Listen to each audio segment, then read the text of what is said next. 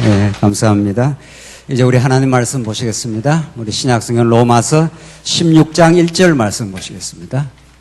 우리 하나님 말씀 신약성경 로마서 16장 1절입니다.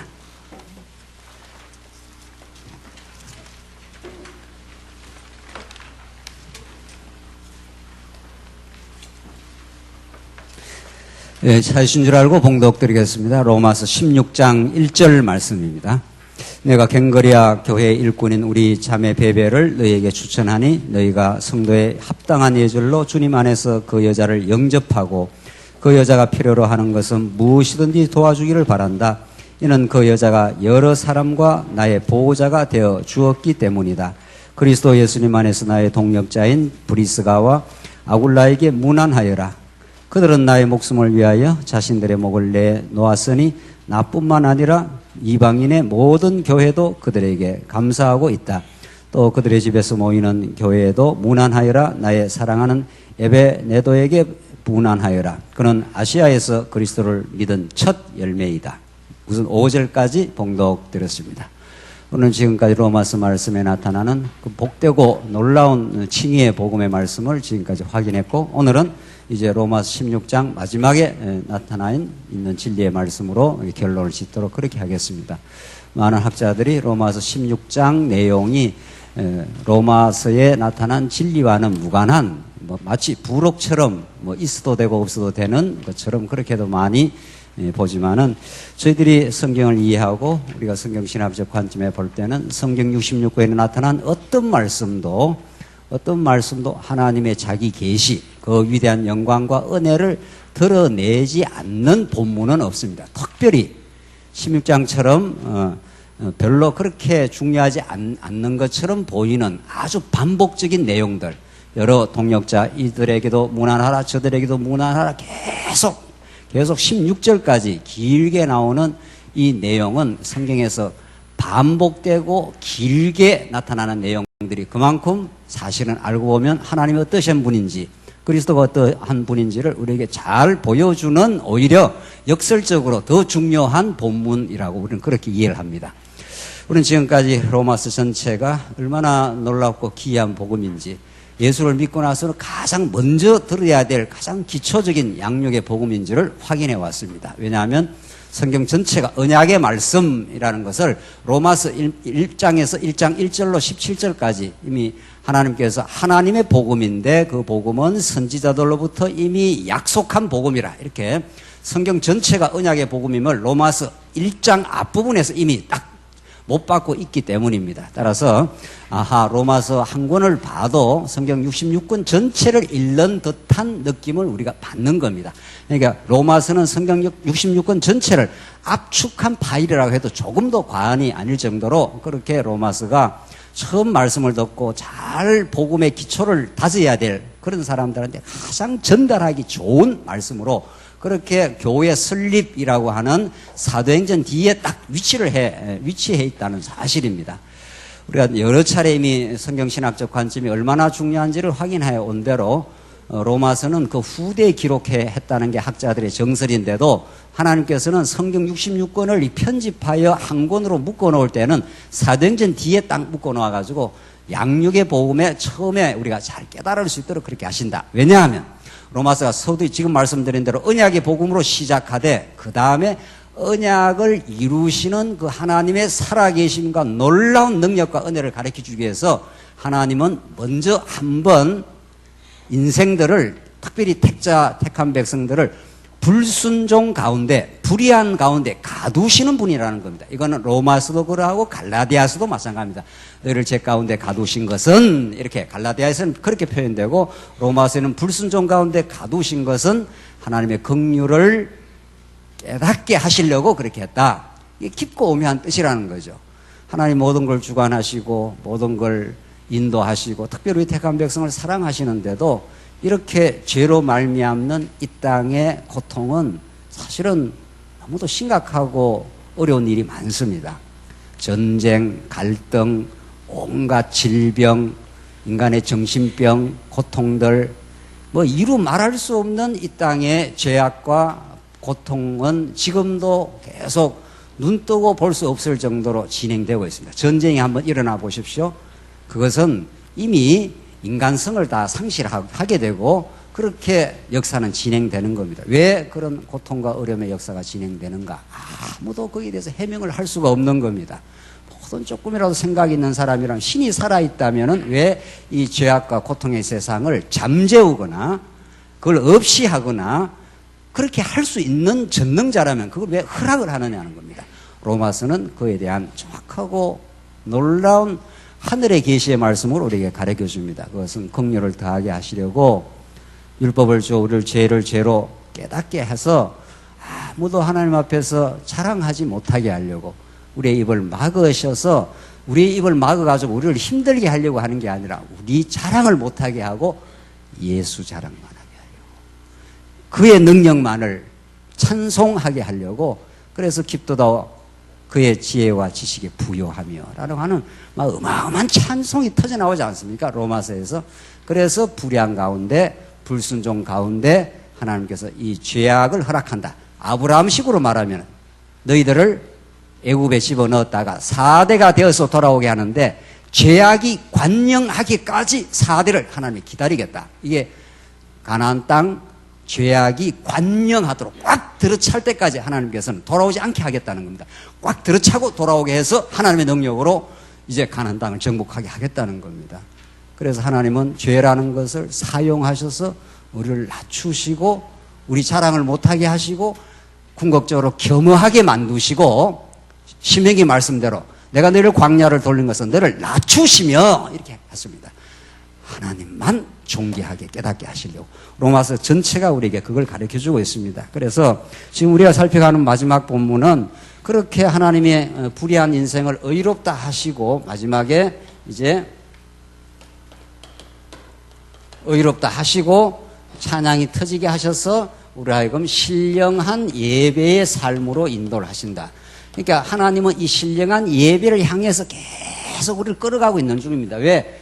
이게 하나님의 목표점이기 때문에 이 예배를 통해서 궁극적인 목적은 물론 하나님 여호와를 드러내는 건데, 우리에게는 예배를 드려야 우리가 참으로 행복하게 간 겁니다. 하나님 맞습니다. 당신이 능력자입니다. 나는 능력이 없습니다. 당신이 어렵습니다. 나는 죄인입니다. 이렇게 만드신다는 거죠. 그래야 우리가 자녀를 키우고 우리가 돌보는 것은 그 자녀가 궁극적으로 잘 독립해서 행복한 삶을 살게 하려고 하는 거 아니겠어요? 부모 입장에서는. 하나님 그런 겁니다. 하나님 입장에서는 하나님이 여호와 되시는 그 위대한 영광을 드러내시되, 우리는 이런 불의를 한번 경험하고 탕자가 아버지 집에 나가서 정말 개고생을 하고 힘든 일을 당하고 줄여 죽는 걸 경험하게 한 다음 아버지 집에 돌아와서 참 아버지 집이 좋으네요 이렇게 되는 거죠. 전에 아버지 집에 있을 때는 별로 좋은 줄 몰랐는데 한번 나갔다가 돌아오니 참으로 하나님 아버지 집이 좋으네요 하고 아버지를 찬양하고 형제를 사랑하고 그렇게 하나님 만드신다는 겁니다. 이 과정이 역사 전체 역사의 프로그램입니다. 인류 역사의 프로그램이 로마서 한 권에 담겨 있는데, 자, 예배를 어떻게 하나님께 드리게 하느냐 5가지로 로마서는 말하는데, 첫 번째가 하나님이 주신 은사가 있습니다. 은사를 주셔서 하나님의 뜻을 먼저 생각하고 돌아보아 은사를 잘 실현하는 것은 자기를 증명하는 게 아닙니다. 세상 사람들은 은사와 재능이 있으면 스티브 잡스 같은 그 천재들은 자기를 증명해내지 않습니까? 애플이라는 회사를 만들고 엄청난 그 컴퓨터를 만들어내면서 앞에 나와서 프레젠테이션 하면서 이렇게 놀라운 컴퓨터가 만들어졌다고 자기 증명을 하는 거지만, 하나님께서 우리에게 은사를 주시고 재능을 주시면은 자기를 증명하는 게 아니라 하나님의 은혜를 감동하여 성도를 섬기면서 그리스도를 증명하게 되죠. 하나님이 내게 연사를 주셔서 봉사할 마음을 주셨다고, 그래서 우리 교회가 세워지도록 하셔서 하나님의 영광이라고 그리스도를 증명하는 게 은사입니다. 두 번째, 하나님께서 상황에 잘 대처하게 한다. 하나님께서는 이 땅에 호락호락한 일만 주지 않는다. 어려운 상황, 로마 제국 상황에 넣으시고 그 로마 제국 치하에서 우리를 자꾸 겪게 하시는 거죠. 겪게 하면서 우리의 순수한 신앙의 본질을 단단하게 만들어가는 겁니다.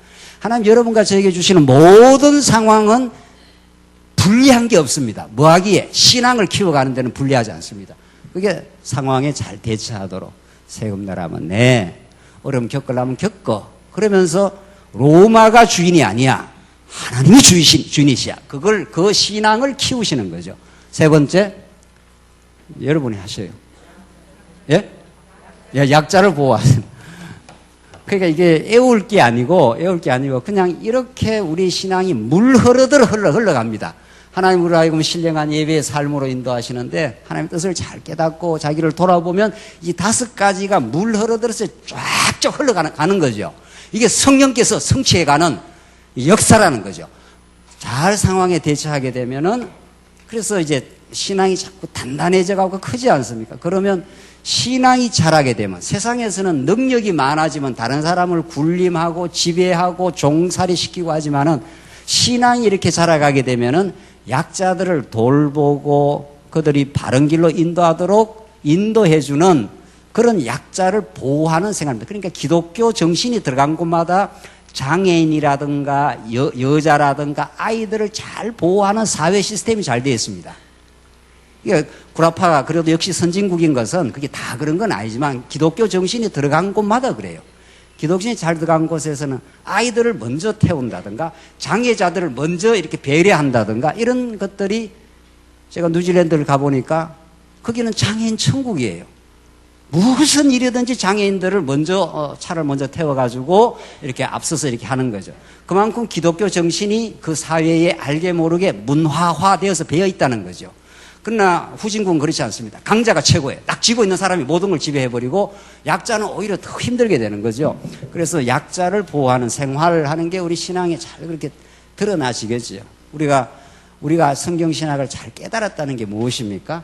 그래서 은사를 잘 실행하고 상황에 잘 대처하고 그렇게 한다는 건 약자가 자꾸 보호되는 쪽으로 하나님께 인도하신다. 그 다음 네 번째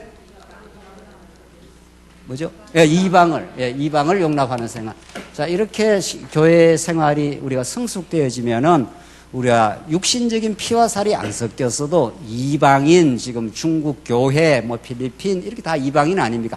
또, 근본적으로 우리도 이방인입니다. 유대인의 관점에서는 유대인들은 선민의식과 그 당시 율법을 자기들이 가지고 있고 여호와를 저희가 안다고 자고했던 유대인을 하나님께서 이제 끊어버리고 거기다가 이방인을 접붙여서 그래서 왜 하나님이 신약 시대는 이방인 교회가 되게 하느냐 하면 이방인들은 전혀 하나님의 복을 생각할 수도 없는 사람입니다. 너희들은 그 나라 밖에 있었지 않냐. 에베소서 표현입니다. 너희들은 율법도 없었고 하나님도 없었고 너희들은 이 유대인의 관점에서는 저 멀리 있었지만은 하나님께서 이방인들에게 복음이 전파되는 건 전적인 은혜구나. 우리 생각지도 않았는데 하나님께서 덮쳤구나. 은혜가 이렇게 되는 거죠. 그래서 그 이방인들이 이제 은혜 속으로 들어오게 되는데 하나님께서 유대인들이 개종을 하고 변화를 일으키고 깨닫게 됐을 때 하나님께서 베드로로 하여금 너 공중에서 내려오는 광주리에 먹어 했지 않습니까? 난 안 먹는다 했지 않습니까? 베드로가 아니야 먹어. 하나님이 거룩하게 하신 것을 너는 먹어야 돼. 해서 베드로가 광주리에 그걸 먹고 하나님이 이제 유대인 경계 속에 복음이 돌아다니는 게 아니라 이방인으로 넘어가게 하나님께 하셨구나. 이게 사도행전 9장, 10장, 11장에 전개되는 그 말씀 아닙니까? 그래서 사도 바울을 이방의 사도로 삼으셔서 베드로로 하여금 이방인으로 복음이 전파되도록 환상을 보여주시고 그 후로 이방 교회가 출현합니다. 안디옥 교회, 에베소 교회, 그 다음 마게도냐로 넘어가서 그렇게 초대교회가 넘어갑니다. 그래서 사도 바울은 이 모든 것들을 깨닫고 나서 이방인들을 영접해줘. 우리끼리만 신앙생활 잘하는 거 아니잖아. 왜? 하나님의 교회는 하나밖에 없는 거니까. 그러니까 교회가 더 크다 말다도 맞지 않는 말이란 말이죠. 우린 지역교회이기 때문에 우리 장안주안교회 성도들이 모이는 거지만은 지금 광주에 있는 교회, 대구에 있는 교회 다 한 교회, 중국에 있는 교회도 한 교회 아니겠어요? 그러니까 누군가가 복음을 더 풍요하게 가지고 있다면 약한 쪽으로 복음이 퍼져나가겠죠. 그게 이방을 용납하는 겁니다. 마지막에 이렇게 되면 이제 교회가 지역교회 범주를 넘어서 신령한 보편교회로 나가는 거죠. 그렇게 넘어가면은 어떻게 된가? 교회가 세워져 간다. 교회를 세워가는 생활 이렇게 됐습니다. 그러니까 이런 것들이 하나님이 이제 신령한 예배 생활이라는 겁니다. 예배 생활하는 게 꼭 여기 와서만 예배 생활하는 건 아닌 건 우리가 이미 다 알고 있잖아요. 여기 와서 말씀 듣고 친교하고 이것도 포괄적인 예배 중에 하나이고 우리의 삶 전 영역이 우리는 예배니까 정령 어떻게 은사도 실현하고 어떤 상황에 집어넣어놔도 하나님을 자꾸 의지하고 배우게 되고 우리가 모든 삶의 영역에서 약자를 돌보게 되고 이방인들을 자꾸 이렇게 용납하면서 우리의 마음의 범주가 포괄적으로 되는 거죠. 그러면 하나님의 교회가 세워진다. 어떻게? 첫째는 친교를 통해서, 두 번째는 진리를 통해서 이렇게 되어 있습니다. 여러분들 개론 보시나요? 지금 16장 지체 간의 친교를 당부하고 진리로 세워집니다. 그러니까 구체적으로 이제 교회가 세워져 가는 게 예배 생활입니다. 우리 신령한 예배 생활은 자꾸 교회가 세워져 가는, 어떻게 해야 예배가 세워진가? 하나님 앞에 주 안에 우리 사도 바울이 여기 있고 지금 베베가 여기 있습니다. 베베, 지금 사도 바울이 베베를 청구하지 않습니까? 베베를 잘 영접해줘. 이들이 교회를 세워가는데 많이 수고했어. 이렇게 이제 로마에 있는 성도들에게 베베를 청구하면서 주님 안에 살아왔던 사도 바울이라고 하는 한 일꾼과 하나님이 붙여주신 여러 동력자들이 있습니다. 지금 이제 거론하기 시작하는, 특별히 베베로부터 시작하는데, 내가 베베를 청구한다. 베베가 참 식주인으로서 교회를 섬기는데 많이 수고했으니까 그들을 합당한 예절로 존중해주라. 이렇게 하면서 하나님의 교회가 이런 동력자들 간의 친교와 유대를 통해서 하나님의 교회가 세워지는 거죠. 그걸 누가 만들었느냐. 그래서 16장 오늘 본문의 말씀은 최종적 성령의 성취의 꽃입니다. 이게 16장이 마지막 열매라는 거죠. 그 뿌리에서 이렇게 진액이 나와서 이렇게 나무를 거쳐 이렇게 가지를 거쳐 어떤 열매가 맺히지 않겠나요? 교회에.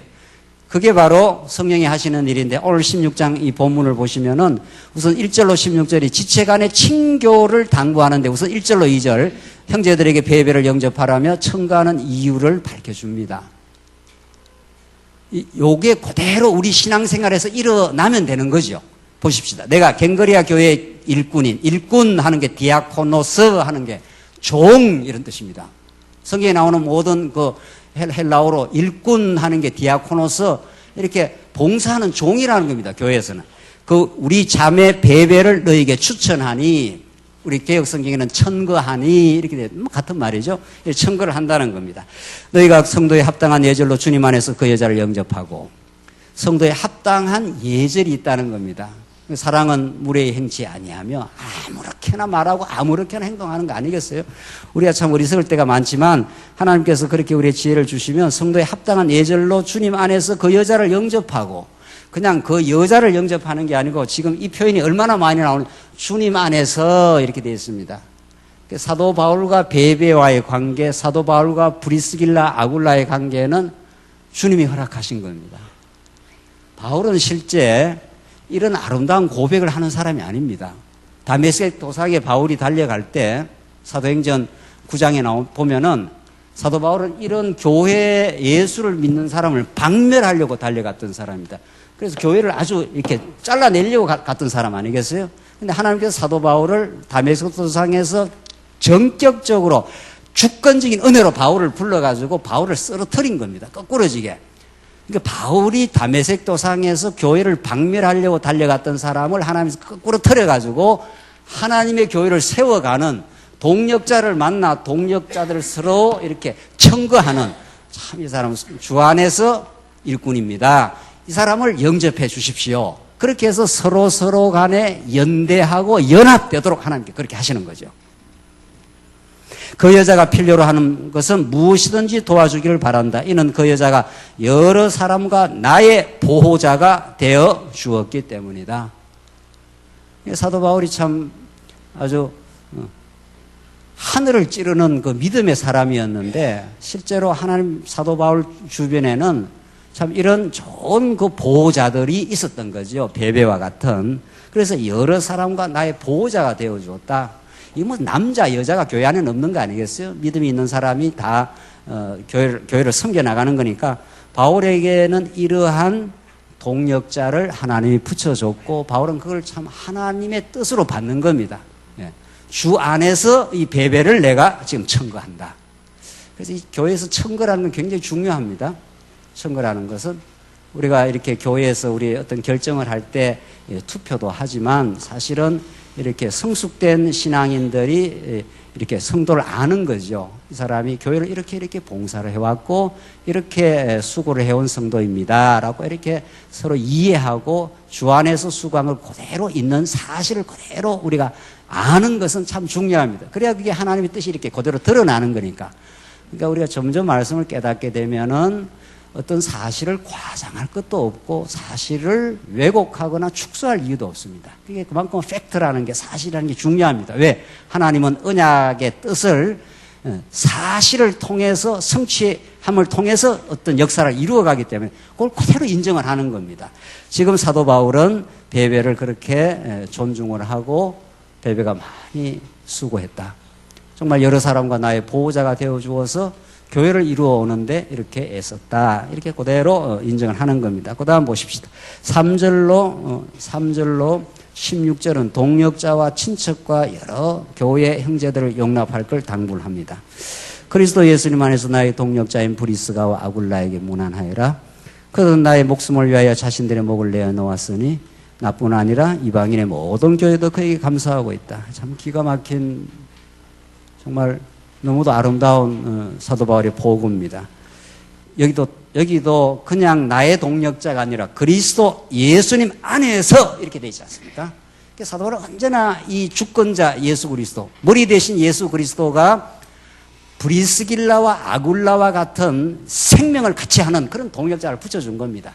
우리 사도행전에 읽어보면은 브리스길라, 아굴라가 어디에 살았던 사람입니까? 로마에 살았던 사람입니다. 한번 찾아보실까요? 이건 한번 찾아보고 지나가는 게 좋겠어요. 사도행전 보십시다. 어디에 그렇게 나와 있는지 한번 보십시다. 사도행전 10. 사도 바울이 브리스길라 아굴라를 어디에서 만났는가 보십시다. 사도행전 18장 1절입니다. 사도행전 보십시다. 이걸 확인하고 지나가십시다. 사도행전 18장 1절입니다. 이 일 후에 바울이 아테네를 떠나 고린도로 갔다. 거기서 본도 태생인 아굴라 나오지 않습니까? 브리스길라 아굴라입니다. 아굴라라는 어떤 유대인을 만났는데 그는 글라우디오가 모든 유대인들에게 로마를 떠나라고 명령하였으므로 최근에 그의 아내 브리스길라와 함께 이탈리아에서 와 있었다. 바울이 그들을 찾아갔는데 서로 직업이 같으므로 그들과 함께 머물며 일하니 그들의 직업은 천막을 만드는 일이었다. 하나님께서 주 안에 정말 보석 같은 동력자를 만나기 위해서 역사를 어떻게 움직여 가는가 하면은 아굴라와 브리스길라는 로마에 살았고 사도 바울은 지금 여기 아테네에서 고린도로 가고 있습니다. 근데 이게 얼마나 먼지 모릅니다. 지금 이 그림을 그리니까 2000년 전의 이야기 아닙니까? 2000년 전에 엄청난 먼 거리인데 이탈리아하고 여기가 지금 현재 그리스니까. 그런데 글라우디아라는 황제가 지금 브리스길라 아굴라가 고린도에서 바울을 만나서 고린도 교회를 같이 동력해서 교회를 세우게 된 동역자를 만나는 이야기인데 오늘 본문의 사도행전 18장 1절에 나온 이야기가 이 당시에 로마 황제 이름이 누군가 하면은 글라우디오 황제입니다. 글라우디오 황제가 로마에 사는 유대인들에 대한 추방 명령을 내렸습니다. 예컨대 미국에 있는 혹은 유럽에 있는 난민들이 그 나라로 돌아가라 이렇게 해서 지금 난민이 많이 생겨나지 않습니까? 그 추방을 해서 그 나라에 못 살고 다른 나라로 이거 정말 추방되어서 너무도 비참하게 자기 이 본지에 못 살고 이렇게 밀려 이렇게 해서 고린도로 지금 오게 된 겁니다. 브리스길라 아굴라가. 그런데 하나님께서 아테네에 있다가 사도 바울을 그 타이밍도 우리가 맞추질 못합니다. 이렇게 내려갔는데 브리스길라 아굴라 거기서 이렇게 만난 겁니다. 이렇게.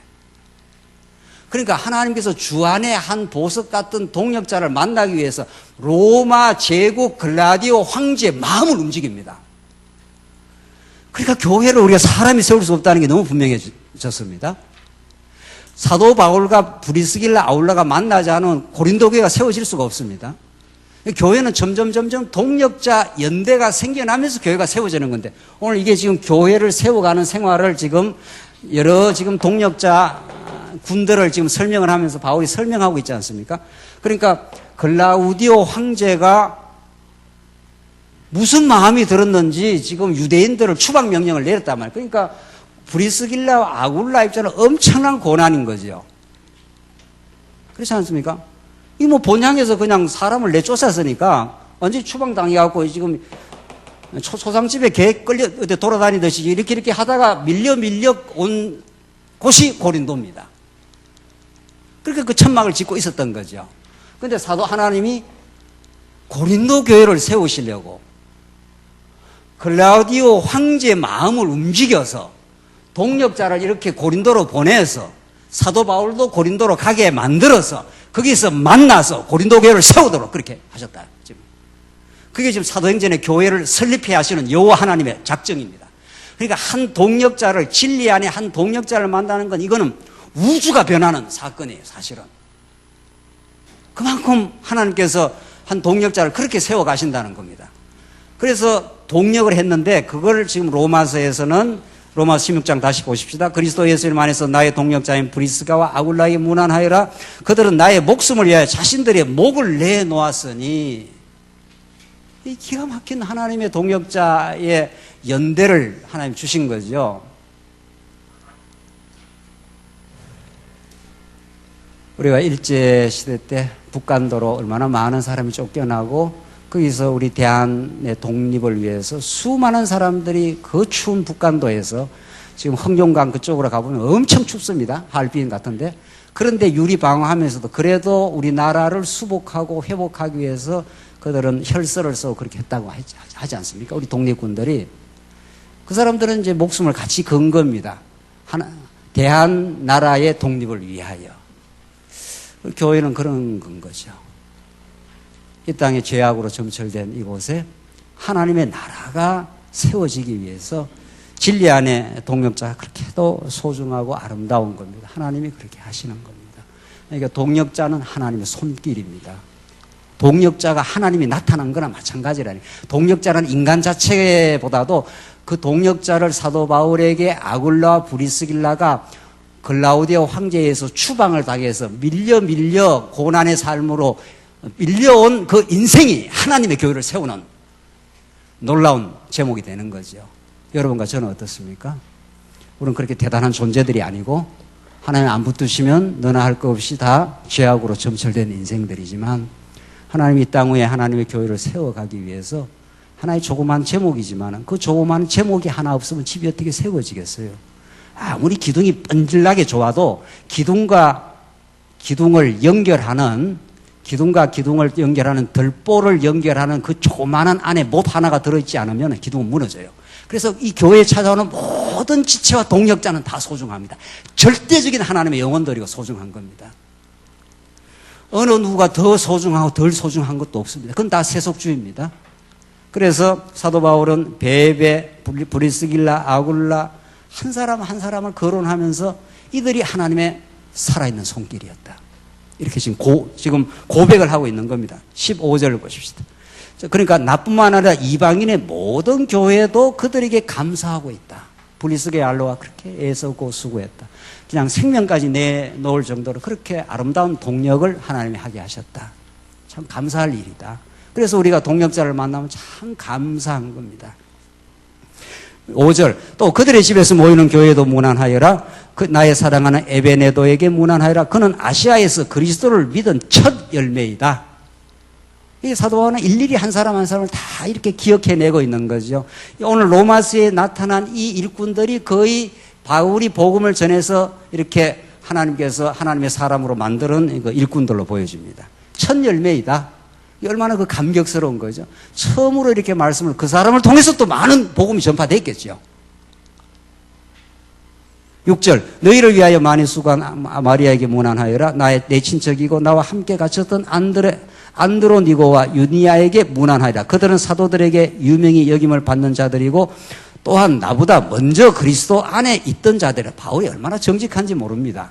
내가 뭐 최고다 이런 말 하지 않고 이들이 사도들에게 아주 유명히 여김을 받는 자들이고 이들은 나보다도 먼저 예수 믿었던 사람들이다. 하나님께서 먼저 예수를 믿고 바울의 동역자로 하나님이 다 이렇게 준비를 시켜놨고 하나님의 교회를 세우도록 만들어갔다. 8절 주님 안에서 나의 사랑하는 암블리아에게 문안하여라. 주님 안에서 나의 사랑하는 우리 동역자. 이게 참 바울이 너무 행복한 고백입니다. 이거는 정말 내 사랑하는 우리 동역자들 때문에 이렇게 우리는 하나님의 영광을 경험하고 교회가 세워지는 걸 눈앞에서 보고 있지 않느냐 이런 말이죠. 9절 그리스도 안에서 우리의 동역자인 우르바노와 나의 사랑하는 스다구에게 문안하여라. 그리스도 안에서 인정을 받은 아벨레에게 문안하여라. 그래서 계속 지금 9절에도 그리스도 안에서 우리 동역자인 우르바노, 그리스도 안에서, 우리 주님 안에서, 예수 안에서 다 이 표현을 쓰면서 주님이 이렇게 붙여주셨다. 우리의 머리 대신 그리스도가 하나님 바울 주변에 이렇게 동역자를 붙여서 아시아 교회를 세우고 고린도 교회를 세우고 에베소 교회를 세워가도록 하나님께서 준비된 손길이었다. 이런 거죠. 우리 장안조항교회를 하나님께서 세워가기 위해서 많은 우리 동역자들을 세워주시고 우리 지방의 교회도 세워주시고 이제 앞으로 중국 교회도 세워가시려고 중국에 가보니까 이미 현지 동역자들이 준비되어 있더라고요. 여러 차례 집회를 했는데 그 집회를 인도할 때마다 가이드 해주는 분, 간식 준비해주는 분, 그리고 우리 한국에서 이미 넘어간 우리 성도들, 그리고 중국에서 이미 조선족 그 사모님들, 이런 분들이 이미 준비되어 있어서 그 모든 집회가 그렇게 이루어지는 겁니다. 하나님께서 우리 장안조항께도 그렇게 아름다운 동역자들을 세워서 지금까지 오신 거죠. 그러니까 우리는 동역자가 그렇게도 소중하고 귀한 겁니다. 20절 그리스도 안에서 인정을 받은 아벨레에게 문안하여라. 아리스도블로의 가족에게 속한 자에게 문안하여라. 내 친척 헤로디온에게 문안하여라. 주님 안에 있는 나기수의 가족에 속한 자들에게 문안하여라. 주님 안에서 수고한 드루베나와 드루보사에게 문안하여라. 주님 안에서 많이 수고하고 사랑하는 버시에게 문안하여라. 참 행복한 고백 아닙니까? 주님 안에서 버시라는 사람이 많이 수고했다. 그리고 참 우리는 사랑하는 동역자들이었다. 이 고난의 삶을 걸머쥐고 이 땅에 하나님의 나라를 건설하기 위해서 함께 수고하고 함께 땀 흘렸다. 그래서 같이 고생하고 같이 땀 흘릴 때 진짜 더 동역자가 되는 거죠. 하나님 그렇게 하십니다. 그렇게 평안하게 하나님의 교회가 세워지겠나요? 우리 장안조항교회 예배당이 지어지기까지 얼마나 많은 동역자들이 함께 수고하고 이렇게까지 왔지 않느냐. 또 이것을 기반으로 해서 중국으로 필리핀으로 땅끝으로 복음이 전파될 때 또 그렇게 하나님께서 인도해 가시지 않겠느냐 이런 거죠. 13절 주님 안에서 택하심을 입은 루포와 그의 어머니 또 내 어머니에게 문안하여라. 아순그리도와 블레곤과 허메와 바르도바와 허마와 그들과 함께 있는 형제들에게 문안하여라. 빌롤로고와 율리아 네레오와 그의 자매와 올름바와 그들과 함께 있는 모든 성도에게 문안하여라. 문안하는 건 다 영접하고 받아들여줘라. 그래서 하나 되도록 그렇게 해라 이런 말입니다. 16절 너희는 거룩한 입맞춤으로 서로 문안하여라. 그리스도 모든 교회가 너희에게 문안한다. 이렇게 해서 사도 바울이 발걸음마다 에베소 교회, 빌립보 교회, 데살로니가 교회, 고린도 교회 이렇게 많이 세워졌는데 그 모든 교회들이 지금 바울이 거론한 동역자들을 다 거론하면서 이 모든 자들을 함께 하나님이 세우신 동역자들이다. 하나님이 세운 전사들이다. 이 땅에 비진리를 격파하고 자기 안에 견고하게 들어있는 죄악의 도성을 정복해 들어가는 하나님 나라 전사들로 불러주고 각계 정투를 하는 게 아니라 연합전선을 일으켜가지고 하나님 나라가 이 땅에 전파되도록 그렇게 하나님께 하신 것이 아닌가. 그래서 사도 바울은 이렇게 감격스러운 겁니다. 우리에게 이 감격이 참으로 필요한 거죠. 또 하나님께 이 감격을 주시겠죠. 17절 이제 넘어가 보십시다. 자, 이렇게 해서 지체들 간의 친교를 통해서 교회가 세워진다. 우리가 여기까지 배웠습니다. 그러니까 우리가 진리를 진리답게 잘 깨닫는 게 제일 우선 아닙니까? 그러면 하나님께서 연결시켜주는 아까 분에 우리 말한 대로 브리스길라와 아굴라 같은 사람은 로마에 살았던 사람을 고린도로 글라우디오 황제가 추방 명령을 내려가지고 이렇게 와서 만난 거 아니겠어요? 이래서 교회가 고린도 교회가 세워지는 겁니다. 그러니까 우리가 어느 지역으로 간다든가 어떤 어려움 때문에 다른 지역으로 뭐 이사를 간다든가 이게 우리는 어떤 현실 판단대로 하는 거 아니겠어요? 무슨 어떤 지역에서 어떤 지역으로 이사를 간다라든가 이건 뭐 현실적으로 어떤 이유가 있겠죠. 그쪽으로 가야 직장이 생긴다든가 뭐 어려움이 생겨서 그걸로 간다든가 그건 다 현실적인 이야기고 더 깊고 오묘한 하나님의 뜻은 우리 인생의 움직임과 모든 것은 궁극적으로 뭐를 위해서입니까? 예. 교회를 교회로 세워지게 하기 위한 하나님의 배경 섭리들입니다. 그래서 교회를 세워서 교회를 세우시는 그 은혜의 하나님, 그 여호와 하나님의 위대한 영광을 우리가 그럼 찬양하게 하기 위해서 교회가 세워졌을 때 하나님 우리가 어쩌다가 이렇게 발걸음이 인도되어서 여기로 인도되어 왔습니까? 언제 여러분 태어나기 전에 자원조함께 내가 멤버가 되어야 되겠다 이렇게 한 적이 있습니까? 아무도 없습니다. 어떻게 말씀을 듣고 이사를 오고 이렇게 된 거 아니겠어요? 뭔가 누군가의 인도를 따라서 이 기이한 하나님의 영원한 작정입니다. 그래서 우리 어느 교회에 와서 어느 동역자를 만나고 지체를 만나는 거는 이거는 로마 황제의 마음을 움직여서까지도 하나님의 교회의 제목인 동역자를 만나게 하신다는 거죠. 그래서 이 세상은 껍데기로 돌아가고 있는 겁니다. 알고 보면 이 우주의 역사는 이 세상의 모든 왕들의 움직임, 박근혜 대통령 지금 무슨 더민주당 어쩌고 저쩌고 하는 뭐 돌아가는 게 있지 않습니까? 지금 중국에 왜 지금 등소평이 나타나가지고 모 대통령 이후에 등소평이 나타나서 개방 정책을 하고 그 후에 후진타오 지금 시진핑 뭐 이렇게 등등등등 나타났지 않습니까? 이 사람들이 계속 중국을 지배하면서 움직여가는 것은 그 사람들의 무슨 대단함이 아니라 하나님이 그런 사람들의 마음을 움직여서 중국의 복음을 전할 수 있는 문호를 개방하게 하시려고 등소평을 세워놨다는 거 아닙니까? 만약에 모 대통령처럼 계속 주계장목으로 막아나왔으면 누가 들어가겠어요, 거기를? 우리는 그렇게 이 세상을 잃는 거지요. 현실에서 그렇게 막강하고 대단한 지배자들이 움직이는 것 같아도 그들은 중국 교회를 중국 교회에 되게 하려는 하나님의 섭리일 뿐입니다. 그 모 대통령이 66년부터 76년까지 문화대혁명을 일으켜가고 그 어린 홍위병들이 얼마나 많은 중국 지성인들과 교회 지도자를 죽였는지 모릅니다. 죽창으로 찔러 죽이고 말이죠, 전부. 그래서 모 대통령의 가장 큰 실책 중에 하나가 문화대혁명이라는 거예요. 그전에는 굉장히 인민들을 위했는데 왜 그렇게 됐습니까? 그게 문화대혁명 10년 동안 중국 교회를 강하게 탄압했던 시기입니다. 그때 중국 교회가 가장 단단해졌습니다. 그때 연단받은 그 지도자들이 인터넷을 한번 보십시오. 십자가라는 인터넷을 한번. 거기에서 탄압받고 옥중에 들어가고 죽기까지 하면서도 우리는 예수가 전부다. 이렇게 했습니다. 그 사람들이 우리 성경신학을 이렇게 잘 깨달은 게 아닙니다. 이렇게 성경신학을 뭐 훤히 이렇게 논리적으로 잘 깨달은 사람도 아니에요. 그래도 그 사람들이 옥중에서도 우리는 예수 아니면 살 수 없다고, 예수 아니면 살 수 없다고 그렇게 했던 사람들이 10년 동안 문화 대혁명의 모 대통령 정권 하에서 그 탄압과 핍박 속에서 가장 중국 교회가 단단해졌습니다. 가장 많이 퍼져나갔습니다. 그러니까 잔디를 밟으면 밟을수록 더 잔디가 더 밑으로 퍼져가요. 그게 지금 오늘 중국 교회 1억이 넘는다고 하는 중국 교회는 그렇게 탄생한 겁니다. 지금 오히려 중국 교회는 지금 세속화의 위기에 지금 직면하고 있습니다.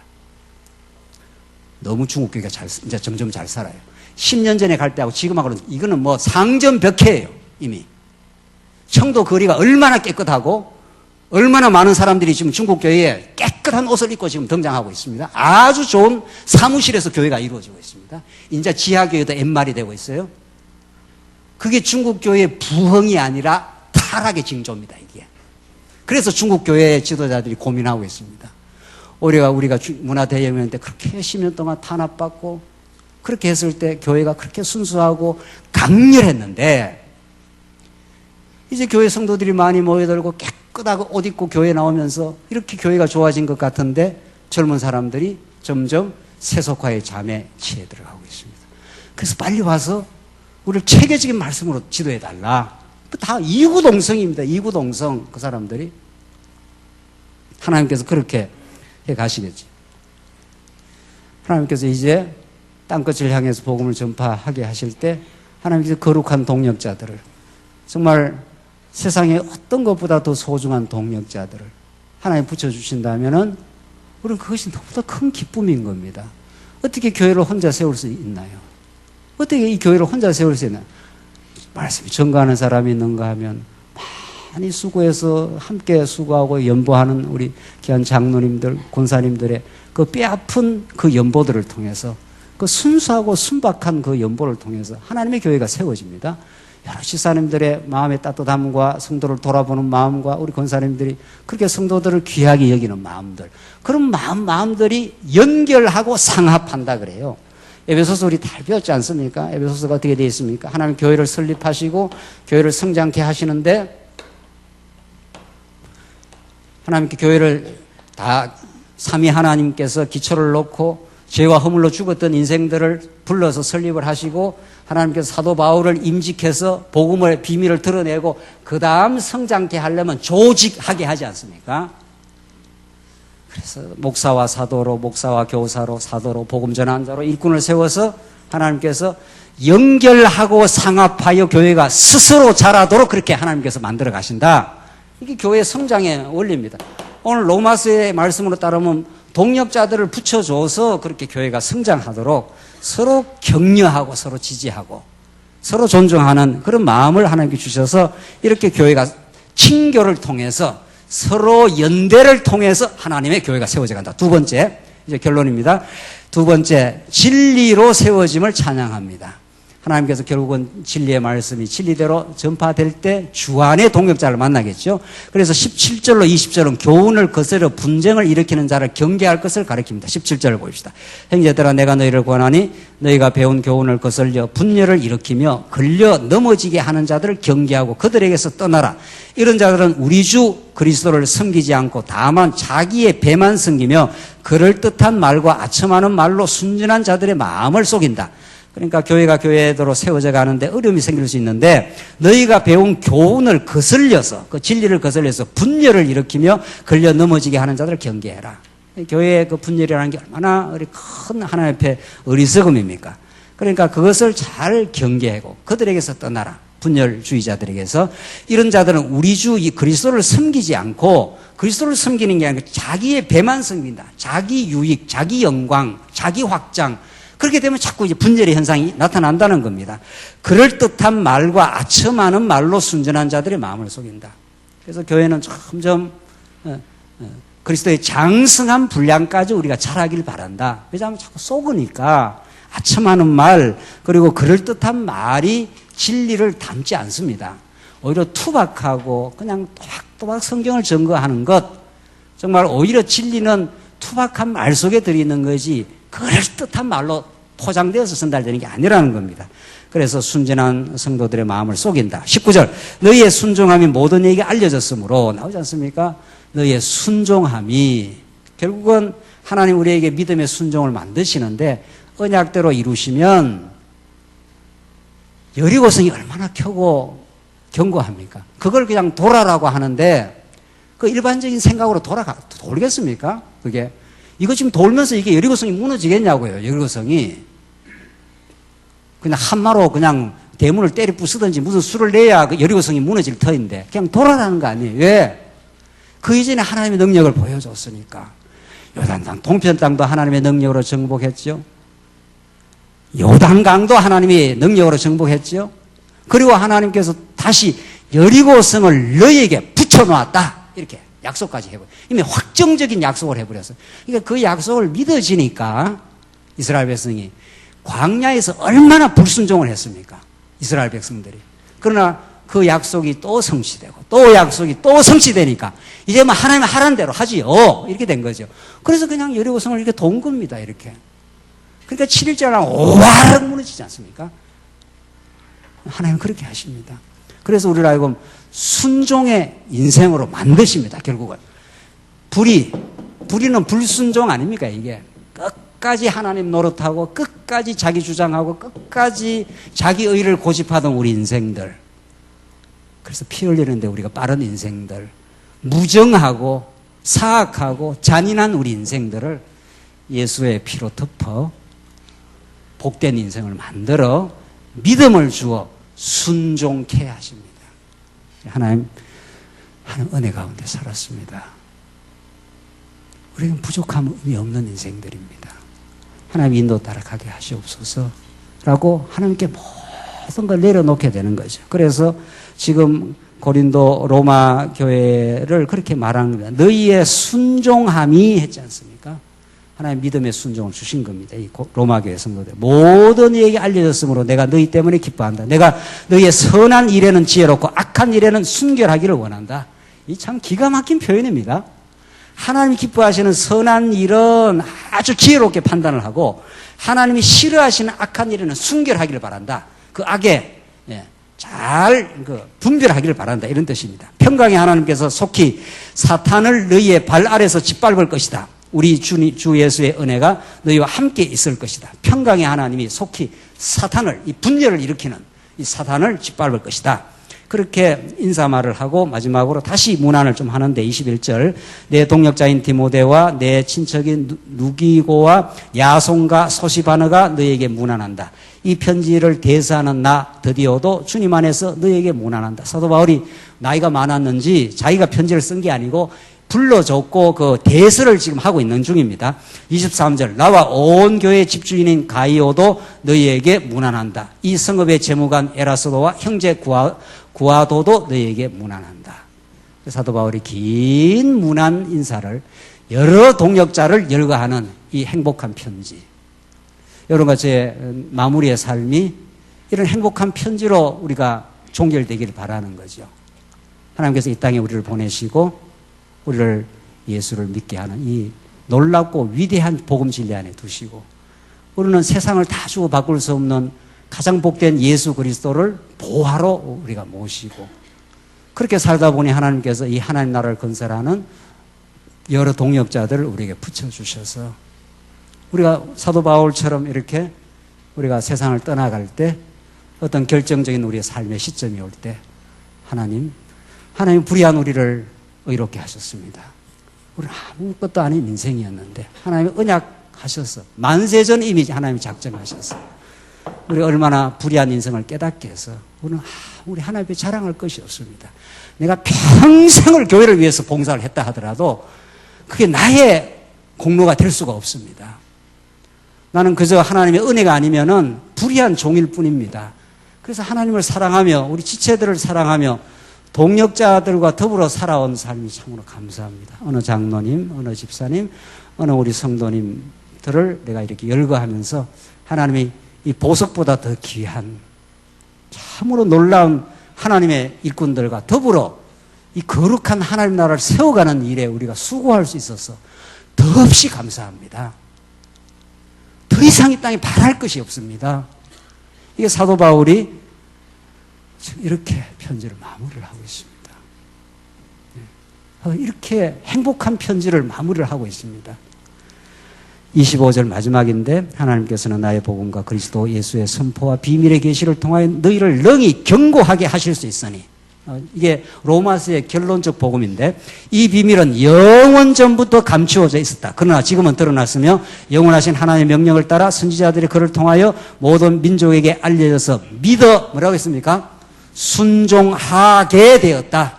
우리가 순종을 하는 게 아니고 하나님께 믿음을 자꾸 주셔요. 영원한 말씀을 언약의 방식으로 드러내시고 예수를 보내주시고 성령을 보내주셔서 사도 바울처럼 강팍한 인생, 베드로처럼 아주 겁약한 비겁한 인생을 들어서 하나님의 일꾼으로 세우십니다. 그걸 복음서에다가 사도행전에 꼬박꼬박 성경에 기록을 해놓습니다. 그거 왜 기록해놨습니까? 베드로가 3번 부인하는 장면을 바울이 다메섹 도상에 가기 전에 스데반이 죽을 때 가표를 던지면서 저놈 저거 죽어야 마땅해 이렇게 했지 않습니까? 그걸 성경에 다 이렇게 노출을 시킨다고요? 왜? 그런 인생들이지만 하나님 앞에 1000번 만번 지옥 가야 될 인생이지만 그 행위로 말하면은 은혜로 하나님 일꾼을 세워준다고. 그래서 내가 이렇게 행복한 교회 섬김의 삶을 살 수 있었다고. 오늘 본문이 그렇게 지금 증가하고 있습니다. 영원한 하나님의 복음의 비밀이 예수를 통해서 드러났고 그 복음이 우리로 하여금 믿어 순종하게 만들어줬다고. 그래서 예배를 드릴 수 있게 했다고. 그래서 당신만이 여호와라고. 아무것도 내가 한 일이 없다고. 당신이 나를 통해서 드러낸 일이라고. 이렇게 바울이 지금 고백을 하고 있는 겁니다. 그래서 천국 가서 면류관을 씌워주면 너는 개털 모자 아니야. 내가 얼마나 많이 수고한 줄 알아? 이따구 소리를 못하게 하려고 면류관을 씌워주면은 면류관을 주님 앞에 우리 계시록에 벗어 던지며 주님이 하신 일입니다. 주님이 은혜로 이렇게 교회를 평생 교회를 섬기며 살 수 있게 하셨다고. 당신이 여호와시라고. 당신이 나를 사랑했다고. 그 고백을 영원히 우리 신부가 신랑의 사랑을 깨닫고 그렇게 행복해하고 감격하는 그 새하늘과 새 땅의 날이 반드시 우리에게 있습니다. 오직 한 분이신 지혜로우신 하나님께 예수 그리스도로 말미암아 영광이 영원 무궁히 있을지어다. 아멘 아멘 이렇게 하는 거죠. 이렇게 로마서가 끝납니다. 당신에게 모든 영광이 있습니다. 솔라 솔리 데오 글로리아. 우리 종교개혁자들이 오직 하나님께만 영광을. 우리는 그 영광하게 사라질 존재들. 그러나 우리도 그의 영광을 덧입혀 가장 복된 영광스러운 하나님의 자녀들. 로마서는 덧없는 복음을, 한없는 이 기쁨의 복음을, 우리는 이 복음 그냥 지금 깨달았으면 지금 죽어도 다함이 없는 겁니다. 하나님께서 하시는 일은 어떻게 해야 하나님의 일을 하오리까? 유대인들이 물었습니다.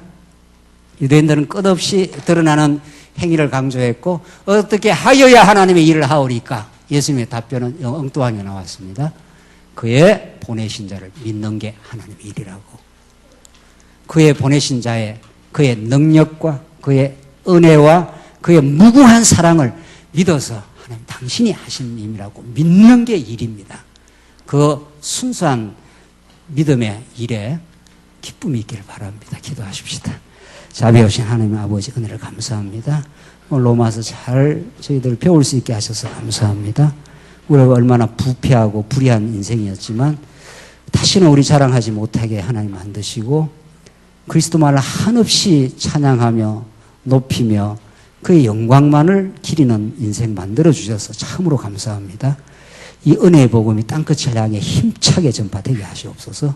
예수님 이름으로 기도하옵나이다. 아멘.